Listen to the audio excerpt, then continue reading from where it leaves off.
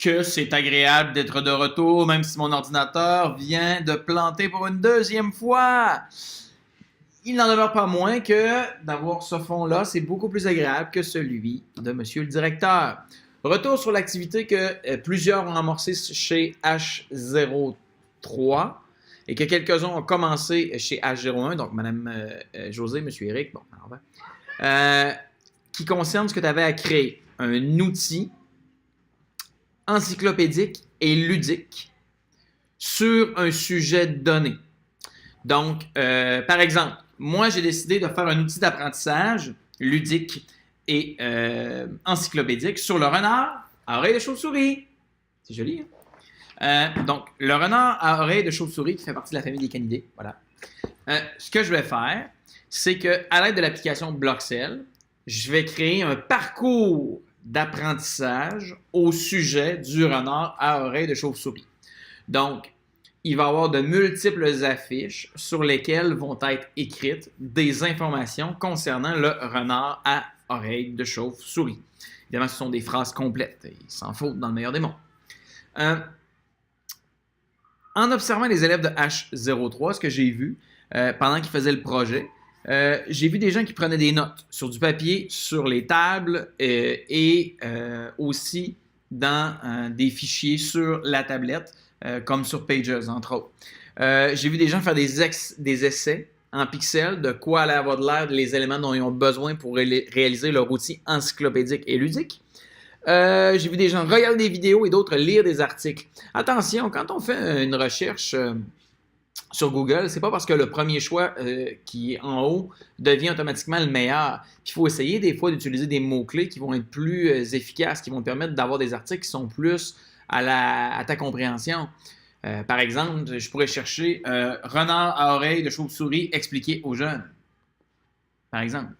Ou je pourrais aller, au lieu d'aller sur Wikipédia, je pourrais aller sur Wikidia, qui est drôlement bien fait, qui est pour un public, je te dirais, de 9 à 12 ans. Peut-être même plus, il faudrait que je vérifie, le rendu là. Il y a d'autres bons outils de recherche. Il ne faut pas oublier que dans ce projet-là, l'objectif, c'est de construire un outil d'apprentissage, comme un dictionnaire, comme un Becherel, comme Antidote. L'objectif, c'est pas de construire un jeu, là.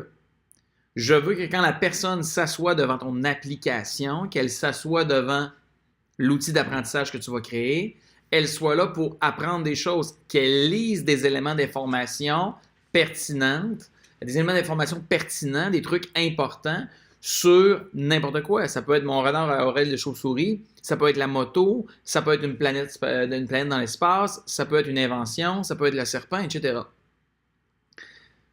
Moi, ce que je te demande ce soir sur le blog, c'est évidemment de nous partager qu'est-ce que tu as choisi comme sujet.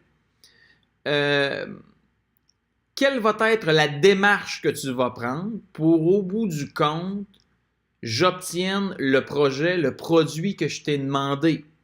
J'aimerais ça que tu m'écrives le temps que tu donnes, les outils que tu vas utiliser. Bref, quelle va être la démarche par laquelle tu vas passer pour me créer un outil d'apprentissage sur Bloxel qui n'est pas un jeu, qui est une façon un peu ludique d'apprendre des trucs que je ne connaissais pas sur un sujet de ton choix.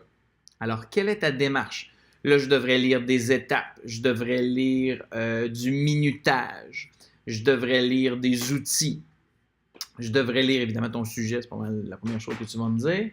Mais là, il faut que tu me donnes des détails. Là. De la même manière que tu peux demander à tes parents qui sont autour de toi, tu sais, je veux dire, quand ils ont bâti la maison, quand ils ont réparé l'auto, quand ils ont créé telle chose, par quelles étapes ils sont passés. C'est la même chose dans ton cas ici, là.